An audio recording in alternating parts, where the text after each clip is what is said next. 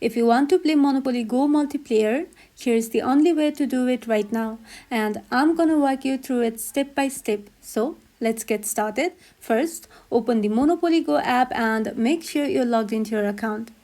Now here's the thing, Monopoly Go doesn't have a direct matchmaking multiplayer mode like some other games.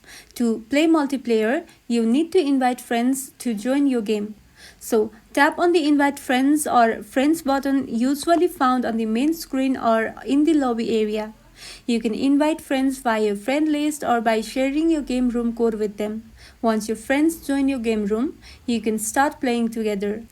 This is currently the only way to enjoy multiplayer in Monopoly Go, playing with people you know and invite.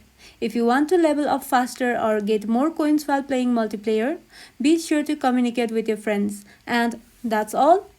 If this video was helpful, don't forget to like and subscribe for more of these videos, and thank you for watching.